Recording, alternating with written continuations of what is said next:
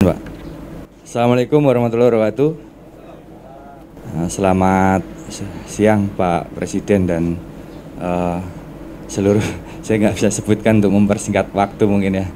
Nah, perkenalkan saya Agung, saya supir kontainer memang dan sudah 1 tahun ini memang sudah tidak nyopir karena situasi pandemi kemarin saya jadi korban. Jadi begitu kebijakan lockdown yang pertama itu transportasi tidak jalankan gitu ya Pak ya, untuk bis, terus kemudian kereta, pesawat itu tidak ada. Waktu itu saya pulang kampung, begitu tidak ada transportasi saya tidak bisa balik ke Jakarta, akhirnya sampai tertahan 2 bulan. Nah begitu saya balik lagi, kendaraan yang saya bawa sudah dibawa oleh supir lain gitu, dan sampai sekarang saya belum bekerja gitu. Nah saat ini saya lagi mencari pekerjaan juga gitu. Nah tetapi posisi di kami, di kawan-kawan supir, saya sedikit mau cerita dulu tentang aktivitas mungkin ya Pak, nanti berhubungan dengan persoalan yang ada di pelabuhan gitu. Jadi kalau bicara tentang masalah di pengemudi itu sekitar sebelum ada pelabuhan yang baru ya, saya kira-kira sekitar 4 tahunan mungkin ya Pak ya, yang NPCT-1 yang baru. Kalau Pak Jokowi tadi menyinggung tentang adanya yang viral-viral itu kan memang ada di NPCT-1 gitu kan. Nah dulu pada saat pembangunan tol dari Priok, tol layang ya Pak, dari Priok ke Cakung gitu, yang akses ke Cikampek gitu. Nah itu berbarengan dengan pembangunan terminal yang baru yaitu NPCT-1. Nah dulu situasinya sangat luar biasa untuk kemacetannya karena di jalan itu aksesnya tol pada saat pembangunan itu ada jalur kecil yang itu menjadi menyempit gitu, dan itu hampir tiap hari itu dalam proses pembangunan tol dan proses pembangunan operasionalnya NPCT-1 yang baru, yang mungkin ya perusahaan baru berjalan dan pekerjanya juga baru gitu kan. Jadi menambah juga deretan kemacetan gitu kan, pelayanannya mungkin masih belum seperti perusahaan yang sebelumnya berjalan begitu. Nah ketika terjadi kemacetan itu yang akibat dari proses bongkar muat di pelabuhan, kami juga mengalami tentang tindakan kriminalitas Pak, gitu ketika macet gitu. Nah banyak sekali kawan-kawan tuh hampir tiap hari sampai hari ini pun juga mengalami tentang tindakan kriminalitas gitu. Ya pada saat macet gitu kawan-kawan ini diambillah barangnya. Kalau di Tanjung Priok ini sebutnya asmoro Pak, yang dia ketika macet itu ngambil barang dari kendaraan gitu secara diam-diam. Kemudian ada juga yang kalau dia terorganisir gitu, preman-premannya di setiap daerah-daerah rawan gitu, dia naik ke atas mobil Pak. Ini kan kontainer kan? Iya kontainer betul. Kan bisa dibuka, barangnya ngambilnya dari mana?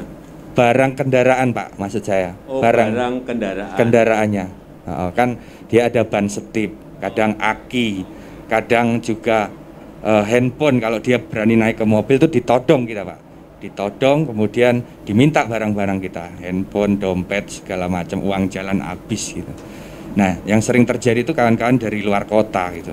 Nah tetapi yang dari ekspor impor, yang teman-teman yang bawa kontainer itu sebelum ini sekarang kami sudah ada ya wadah untuk penyambung silaturahminya Pak. Kalau dulu itu kan sebelum kita ada wadahnya, teman-teman supir itu membangun suatu kayak komunitas begitu.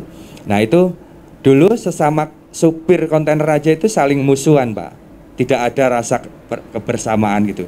Begitu keadaan macet, ada di depannya itu ada yang dinaikin mobilnya, naik ke atas mobil gitu, bawa celurit apa nodong gitu, itu nggak ada yang berani nolong Pak. Padahal itu depan, belakang, samping, kanan itu kan kendaraan semua dan itu orang semua gitu. Itu sangat memprihatinkan dulu karena dia takut kalau posisinya nanti dia membantu, preman-preman itu akan nyerang balik begitu ke dirinya, maka dia lebih memilih tutup kaca. Nah itu memperhatikan sekali gitu kan. Nah waktu itu kalau keadaan kayak gitu kita diamkan, Nah ini kapan bisa kita selesaikan bareng-bareng gitu? Sekarang masih ada enggak itu? Masih itu, Pak. Tadi kan ngomongnya dulu. Sekarang masih? Masih Pak. Masih? Masih? Ya. Tapi tidak seperti dulu, sekarang agak terminimalisir Pak. Kalau sekarang kan kawan-kawan ini sudah saling kenal nih. Kayak saya misalkan sama Bang Hakim ini kan beda daerah. Biasanya kan kawan-kawan supir yang di sini itu kan merantaunya itu kan satu kampung nih, misalkan dari Jawa gitu, ngikut ngernet begitu. Nah nanti sudah bisa nyopir, bekerja diangkat oleh bosnya begitu kan. Nah itu ngumpul dalam satu perusahaan. Nah dia tidak akan kenal dengan perusahaan yang lain, dan itu juga misalkan Bang Hakim ini dari Medan itu, dari satu perusahaan misalkan dia connect-nya dari Medan itu. Nah itu kayak musuh-musuhan gitu, gak ada ininya. Nah maka kita membangun suatu perkumpulan gitu sesama pengemudi. Ketika kami sudah saling kenal, saya kenal sama Bang Hakim gitu, ketika ada yang di premanisme gitu, ya ayo kita tolong bareng-bareng. Kalau ini Pak, saya tanya masalah yang berkaitan dengan tadi yang saya sampaikan, pungutan. Ini ada yang menyampaikan pungutan di Fortune, di apa, NPCT One, di Depo Dwipa, benar enggak? Benar Pak. Jadi ya, makanya ini kan saya mau, itu pungutan apa itu? Saya mau urai rangkaikan semua gitu. Tapi kalau ada ya kawan-kawan yang menyampaikan, Bang Hakim, monggo. Bismillahirrahmanirrahim. Assalamualaikum warahmatullahi wabarakatuh.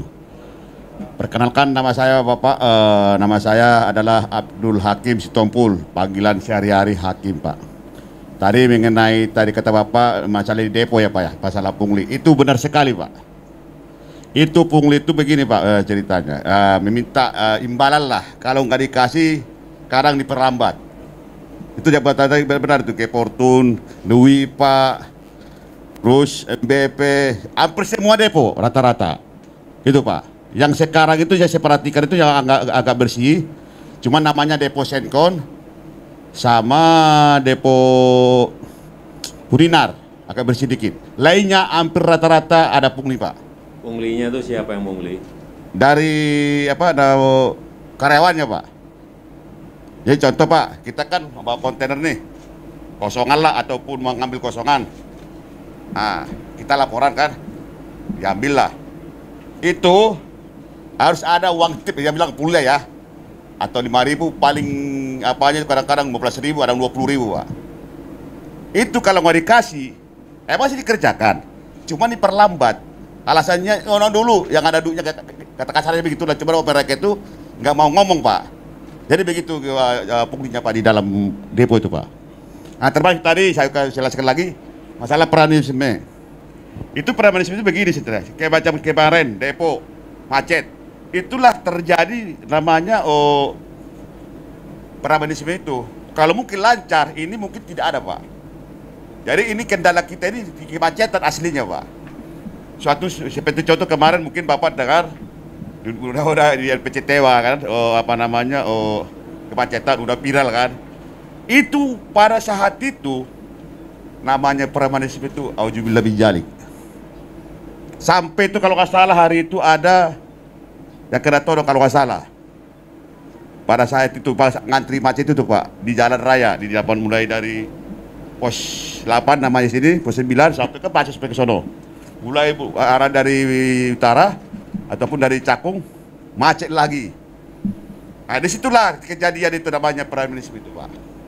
Jadi kami mohon kepada Bapak Presiden, bagaimana solusinya nih ke depannya kami. Karena kami Pak sakit hati sebenarnya Pak, kalau dibilang sakit hati Pak. Sakitnya begitu. Tidak ada kenyamanan untuk supir kami, supir khususnya pengemudi di Tanjung Priuk. Kita jangan ini dalam Priuk aja ataupun dalam Jakarta, belum lagi luar kota. Luar kota hampir sama semua, pungli itu tuh banyak Pak. Premanisme banyak. Mungkin Bapak udah tahu kali di Mesos. Mungkin Bapak belum bisa tahu lah. Karena kami kan mungkin sama media itu agak ini, karena kami sibuk deh kan. Gitu. Itu Pak kira-kira Pak. Ya, kurang lebihnya mungkin dari teman-teman ataupun dari kawan-kawan kita mau ngomong lagi nih.